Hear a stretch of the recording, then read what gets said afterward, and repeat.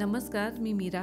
माझ्या यूट्यूब चॅनलमध्ये तुमचं स्वागत आहे. आधीच्या व्हिडिओमध्ये मी दाखवलं होतं नागपंचमीसाठी चिवडा आणि लाडू कसे बनवायचं. तुम्हाला जर तो व्हिडिओ पाहायचा असेल तर वरती आय बटनवर क्लिक करून तुम्ही व्हिडिओ बघू शकता. त्यानंतर मी उंड्याचा व्हिडिओ पण तुम्हाला दाखवणार होते, पण काही इश्यूमुळे तुम्हाला अपलोड करता आला नाही, म्हणून आज मी हा व्हिडिओ तुमच्याशी शेअर करत आहे. नागपंचमी जरी झाली असेल तरी आता हा व्हिडिओ बघून तुम्ही ही रेसिपी नक्की ट्राय करा. कोल्हापूर आणि चंदगड भागामध्ये नागपंचमीला उंड्याचा गोड पदार्थ हा नैवेद्यासाठी केला जातो.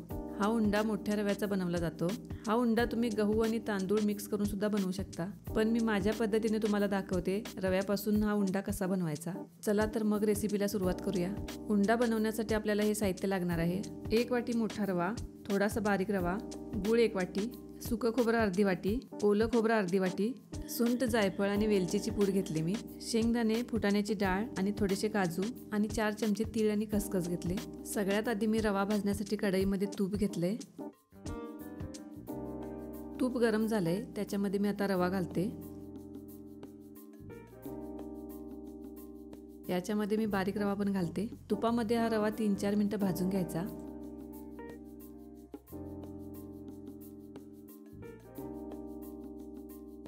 रव्याचा कलर बदलला की समजायचा हा रवा भाजलाय. रवा हा आता भाजलाय, तो बाजूला मी काढून घेते. मी 3 वाट्या पाणी घेतलंय. आता ते पाणी आपल्याला थोडं गरम करून घ्यायचं आहे. याच्यामध्ये गूळ घालून तो पूर्ण वितळून घ्यायचा आहे आपल्याला. गूळ हा पाण्यामध्ये घालून ठेवला तरी 10 मिनिटांमध्ये हा पूर्ण वितळतोय. गूळ वितळल्यानंतर हे पाणी आपल्याला गाळून घ्यायचं आहे. हे गाळून घेण्याचं कारण म्हणजे गुळामध्ये काही कण असतात ते वेगळे करून घ्यायचे, म्हणून मी हे गाळून घेतले. यामध्ये मी आता मोठा रवा घालते.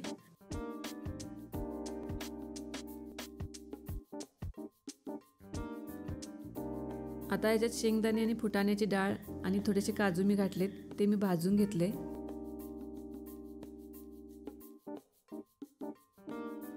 आता याच्यामध्ये ओलं खोबरं घालते.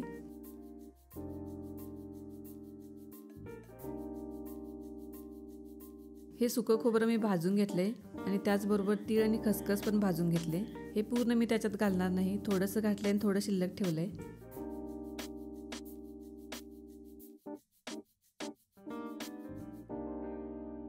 जायफळ आणि वेलचीची पूड याच्यात घालते. आता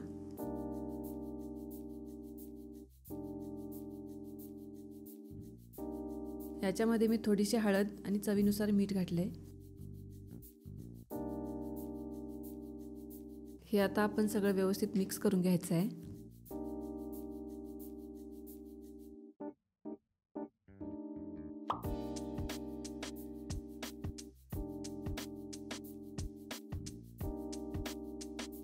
याच्यात मी थोडंसं शेंगदाण्याचं कूट घातले.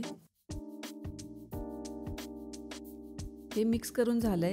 आता हे 15 मिनिटं तसंच ठेवून द्यायचं. तोपर्यंत आपण उंडा बेक करून घ्यायची तयारी करून घेऊया. त्यासाठी मी एक मीडियम साईजचं भांडं घेतलंय. भांड्यामध्ये तळाला मिठाची एक जाड लेअर पसरून घ्यायची. उंड्याचं भांडं याच्यामध्ये ठेवायचं आहे. ते मिठाला लागू नये यासाठी मी याच्यामध्ये एक स्टँड ठेवलंय. भांड्यावरती ताट ठेवून कमी गॅसवरती आपल्याला हे गरम करून घ्यायचं आहे 15 मिनिटं. भांडं गरम होण्यासाठी आपण ते बाजूला ठेवून दिलंय. गुळात आपला रवा पण पूर्ण मुरत आलाय. त्याआधी मी एक कढई घेतली, त्याच्यामध्ये थोडं तेल आणि थोडं तूप घातलंय. तेलामध्ये तूप नाही घातलं तरी चालतंय. तेल तूप गरम झालंय, त्याच्यामध्ये मी उंड्याचं मिश्रण सगळं घालते.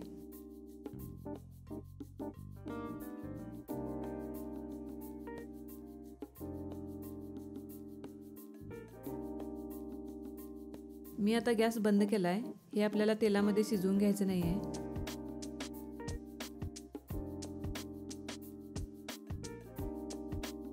आता आपलं भांडं गरम झालंय. मी एक डबा घेतलाय. उंडा खाली चिकटू नये त्यासाठी मी खाली डब्याला तूप लावून घेतले चारी बाजूने.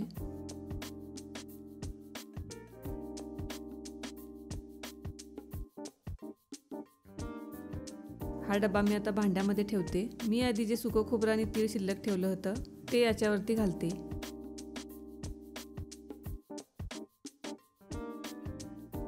हे आता सगळं झालंय. कमी गॅसवरती आपल्याला हे 45 मिनिटं ठेवायचं आहे. भांड्यावरती तुम्ही ताट ठेवत असाल तर वाफ जाऊ नये यासाठी त्याच्यावरती थोडंसं ओझं ठेवायचं.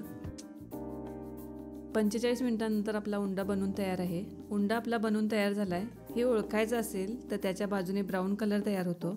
मी चाकू घालून पण चेक केलं. याला जर चिकटत असेल तर अजून थोडा वेळ हे तुम्ही ठेवून द्यायचं.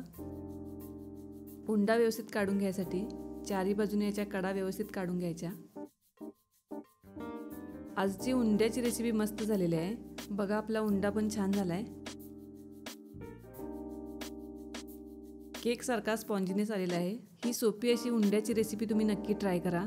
नागपंचमी झाली असेल तरी पण ट्राय करून बघा तुम्ही।